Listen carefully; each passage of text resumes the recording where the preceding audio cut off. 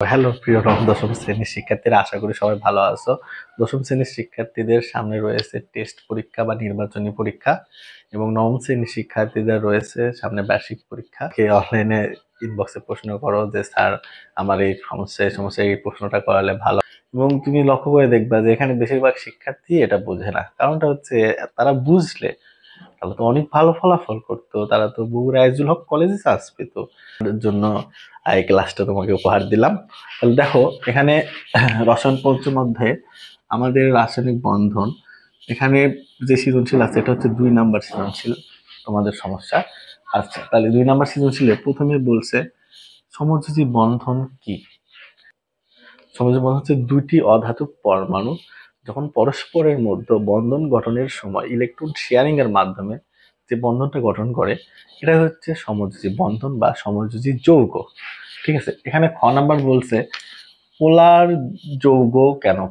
পানিটা হচ্ছে পোলার যৌগ কেন। আসলে আমরা জানি যে যেসব সমযোজী যৌগ গঠনের সময় আংশিক ধনাত্মক এবং আংশিক ঋণাত্মক প্রান্তের সৃষ্টি হয়। আর তোমরা যখন অক্সিজেন এবং হাইড্রোজেন এদের দুটি ঋণাত্মক পার্থক্যটাও অনেক। সমযোজী যৌগের অণুতে যখন আংশিক ধনাত্মক এবং আংশিক ঋণাত্মক প্রান্তের সৃষ্টি হবে তখন তাকে পোলার যৌগ বলা হবে। পানির রাসায়নিক সংকেতটা কি? ধরো এটা খ, পানির রাসায়নিক সংকেত কি? H2O। আচ্ছা, এখানে হাইড্রোজেনের ঋণাত্মকতার মান কত? 2.1, আর অক্সিজেনের কত? প্রায় 3.44, মানে 3.5। তাহলে দেখো ঋণাত্মকতা একটা পার্থক্য রয়েছে। তাহলে এখানে অবশ্যই আংশিক ধনাত্মক এবং আংশিক ঋণাত্মকে এটা ঘটবে। তাহলে এখানে ধরো যদি গাঠনিক সংকেত দেখাও তুমি, তাহলে 2 ডেল্টা মাইনাস, আর দুই পাশে দুটো হাইড্রোজেন থাকবে, এটা হচ্ছে ডেল্টা প্লাস, এটাও ডেল্টা প্লাস। তাহলে এখানে আংশিক ধনাত্মক এবং আংশিক ঋণাত্মক প্রান্তের সৃষ্টি হয়। এ কারণে পানি একটি পোলার যৌগ। বুঝতে পেরেছো আশা করি। নাম্বার প্রশ্ন বলছে উদ্দীপকের কোন কোন যৌগ ক্লাস গঠন করে। তাহলে প্রথম যৌগ, এগুলোর নাম সহ তোমার গাঠনিক সংকেত সহ জানতে হবে। তাহলে তুমি বুঝতে পারবা যে কোনটা ক্লাস গঠন করে কোনটা করে না। তাহলে এটার নাম কি? এটার নাম হচ্ছে মিথেন। এটার নাম কি? মিথেন। আচ্ছা, এটার নাম হচ্ছে সোডিয়াম ক্লোরাইড, খাদ্য লবণ, এটা আমরা সবাই জানি। এটার নাম হচ্ছে carbon tetrachloride. Carbon tetrachloride. আর এটার নাম হচ্ছে মিথাইল অ্যালকোহল। মিথাইল অ্যালকোহল, অনেকে এটাকে মিথানলও বলে। আচ্ছা, তাহলে আমরা গ নাম্বার প্রশ্ন বুঝবো যে উদ্দীপকের কোন যৌগ ক্লাস গঠন করে ব্যাখ্যা করো। তাহলে গ নাম্বার যদি আমরা লিখি, তাহলে আমরা লিখবো যে উদ্দীপকের যেটা আয়নিক যৌগ, আমরা জানি কি আয়নিক যৌগ ক্লাস গঠন করে। আমরা এই কথা লিখবো যে আমরা জানি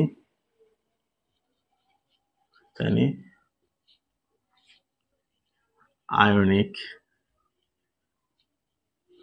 যৌগ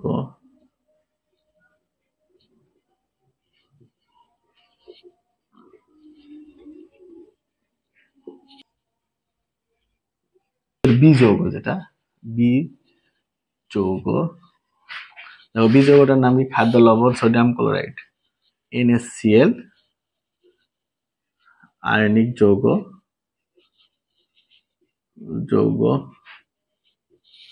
তাই এটি ক্লাস গঠন করে।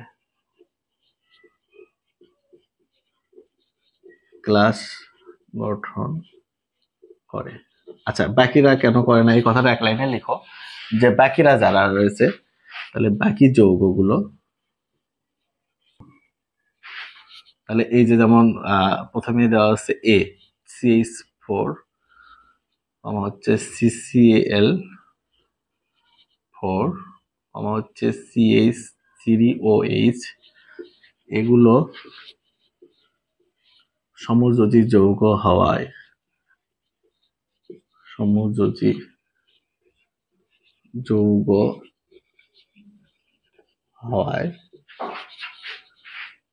ক্লাস গঠন করে না। তাহলে তোমার সোজা ভাষায় উত্তরটা লিখতে হবে, যেহেতু তাহলে আমরা এভাবে সোজা ভাষায় লিখবো।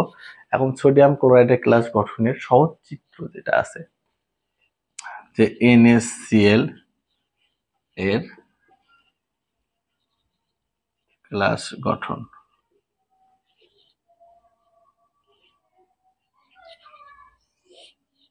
তো আমরা পিকচার আগে আঁকাবো, তারপরে বর্ণনাটা লিখবো। তাহলে পিকচার এঁকে আমাদের বর্ণনা করতে সুবিধা হবে।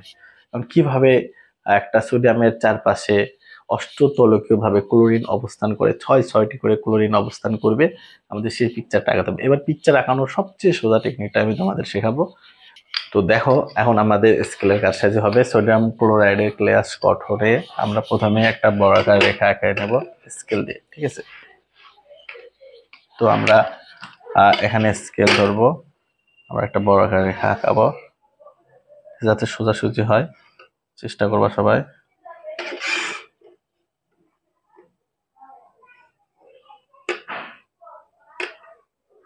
তো এইভাবে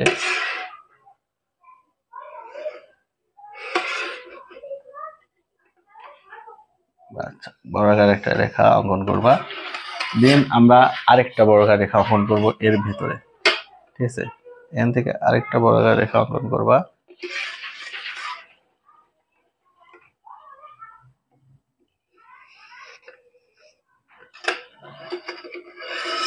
যাতে লক্ষ্য রাখবা যে সব দিকে যাতে একই দূরত্ব বজায় থাকে, ঠিক আছে?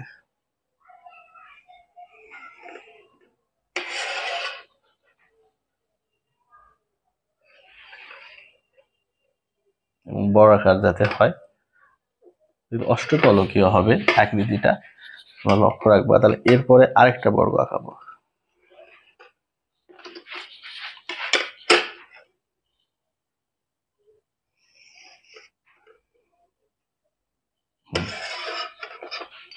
তাহলে এখানে আমাদের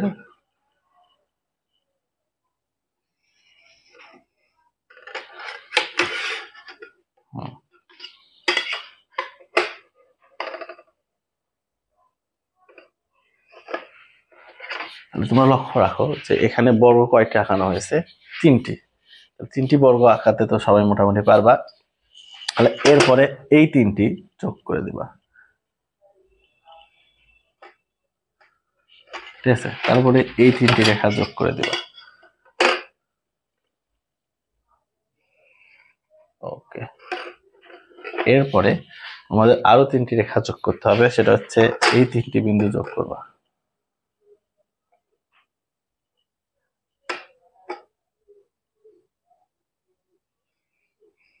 এই 3টি বিন্দু যোগ করবা, তারপর হচ্ছে এই 3টি বিন্দু যোগ করবা।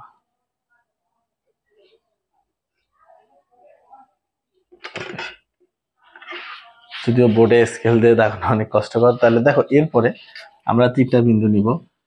ফার্স্ট নিলে হচ্ছে লাস্ট নিব, তারপরে সেকেন্ড নিলে সেকেন্ড নিব, তারপর থার্ড নিলে ফার্স্ট নিব। 3টা বিন্দু নিচ্ছি, দেখছো? এই ফার্স্ট যেটা, এর সাথে দিব থার্ড, দেখবা যাতে সোজাসুজি হয়। এই সোজাসুজি দাগ দিয়ে নিবা, তাহলে আরো ভালো হয়। হচ্ছে থার্ড। আচ্ছা, এরপর সেকেন্ড, সেকেন্ডের সাথে সেকেন্ডে দাও, সেকেন্ড সেকেন্ড, তারপরে ফার্স্ট টু থার্ড, ঠিক আছে? ফার্স্ট টু হচ্ছে থার্ড। তাহলে দেখো, প্রথমে আগে এক এক করে আমরা যোগ করব। এখন এখানে আগে যোগ করব, তাহলে এখানে যোগ করে কোনো কঠিন লাগলো না। দেখো, এরপরে সেকেন্ডের সাথে সেকেন্ড যোগ করব আমরা। সেকেন্ডটা আমাদের বিন্দু দিয়েছিলাম এখানে, তো যোগ করলাম। এখন থার্ডের সাথে ফার্স্ট, এই দুটো যোগ করব।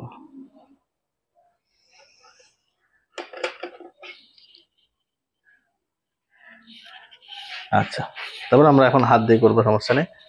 তাহলে দেখো, এখন এই 3টা আমরা কি করে দেব? যোগ করে দেব। এই 3টা কি করব?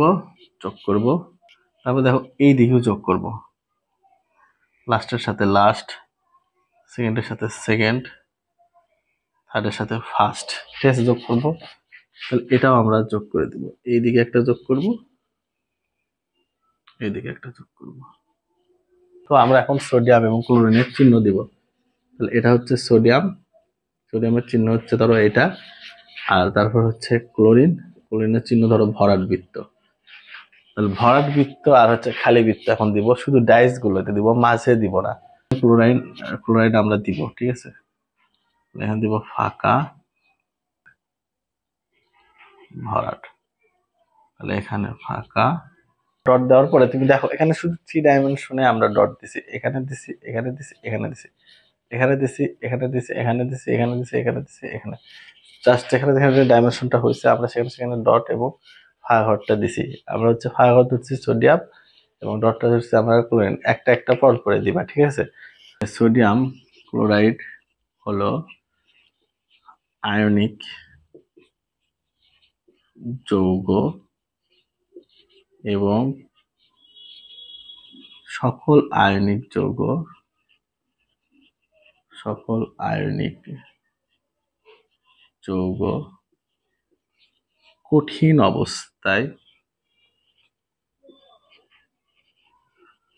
অবস্থায় ক্লাস আকারে থাকে করে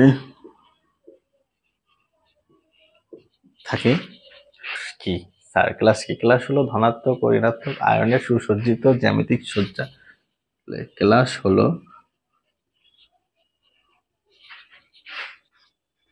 ধনাত্মক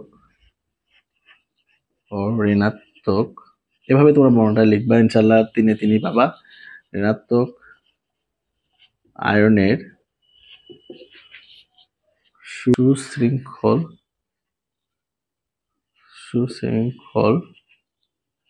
জ্যামিতিক সজ্জা। আয়নিক যৌগে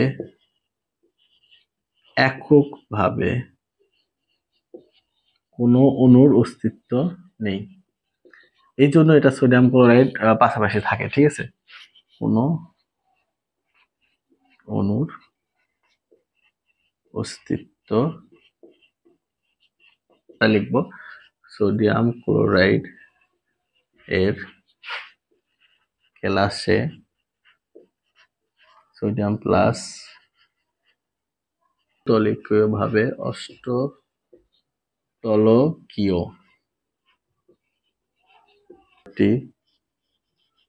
সমদূরত্বে অবস্থানকারী ক্লোরিন আয়ন দ্বারা পরিবেষ্টিত। আচ্ছা, পরিবেষ্টিত কথাটা কি? ঘিরে রাখা। তাহলে সোডিয়াম প্লাস ও ক্লোরিন মাইনাস এর অনুপাত কত হবে? 1:1। আচ্ছা, এটা সমান দিই 1:1, অর্থাৎ NaCl এর আকৃতি অষ্টতলকীয়।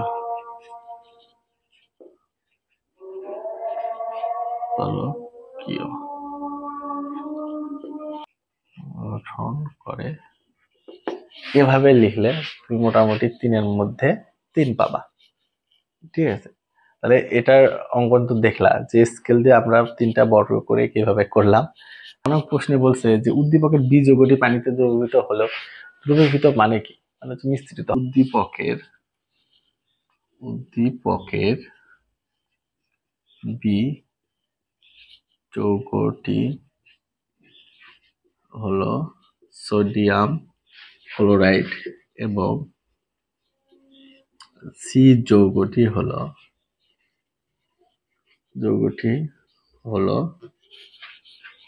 Carbon tetrachloride CCl4। আচ্ছা, সোডিয়াম ক্লোরাইড একটি আয়নিক যৌগ এবং এখানে যে দুটো যৌগ আছে এদের বৈশিষ্ট্যটা আমি লিখি। তাহলে কার্বন টেট্রাক্লোরাইড CCl4 হলো সমযোজী অপোলার যৌগ। তাহলে সোডিয়াম ক্লোরাইডের আগে লিখি। তাহলে সোডিয়াম ক্লোরাইড NaCl এর মধ্যে সোডিয়াম প্লাস ও ক্লোরিন মাইনাস আয়ন বিদ্যমান। পানি পোলার যৌগ হওয়ায় এতে কি কি বিধান বলো? OH মাইনাস এবং H প্লাস আয়ন বিদ্যমান। ফলে পানির ধনাত্মক প্রান্ত, আমরা জানি সবসময় ধনাত্মক ঋণাত্মককে আকর্ষিত করে, তাহলে ফলে পানির ধনাত্মক প্রান্ত NaCl এর ঋণাত্মককে আকর্ষিত করবে। তাহলে ঋণাত্মক প্রান্তকে আকর্ষিত করে। আবার মানে বিপরীত পক্ষে করবে, পানির ঋণাত্মক প্রান্ত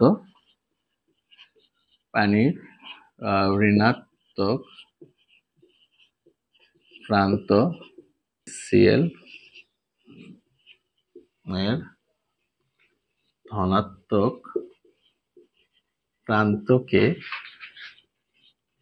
আকর্ষিত করে।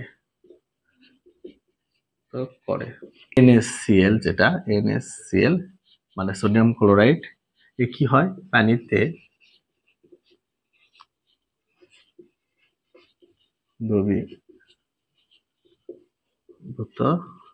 সোডিয়াম প্লাস এটা মাঝে দিবা। তাহলে এর চারপাশে মাইনাস, পানি তো ত্রিকোণাকার তোমরা জানো, তাহলে এইভাবে ত্রিকোণাকার আকৃতিটা দিবা। ঠিক আছে, তাহলে এখানে ধরো পানিটা কি 2 ডেল্টা মাইনাস, আর দুই পাশে দুটা কি থাকবে? হাইড্রোজেন থাকবে। অক্সিজেনের দুই পাশে দুটা হাইড্রোজেন থাকবে। তাহলে পানির গাঠনিক সংকেতটা এখানে আমি লিখছি।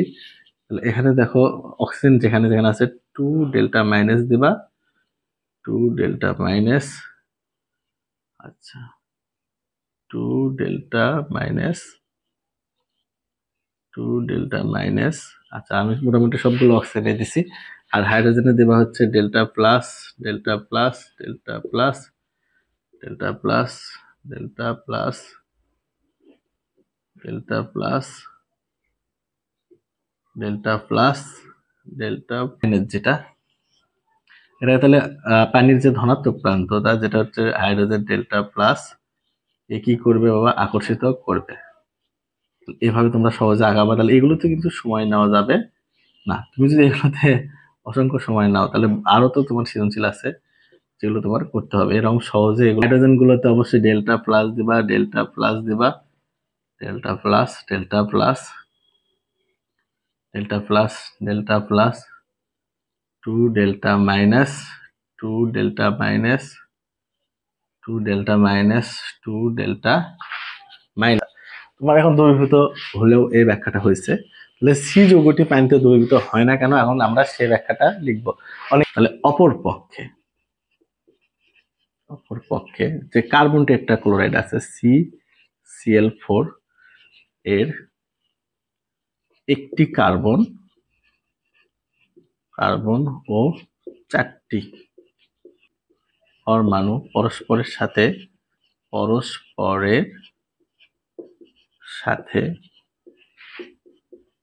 ইলেকট্রন শেয়ারের মাধ্যমে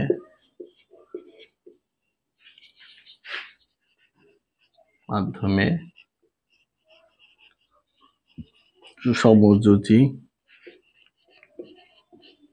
বন্ধন গঠন করবে।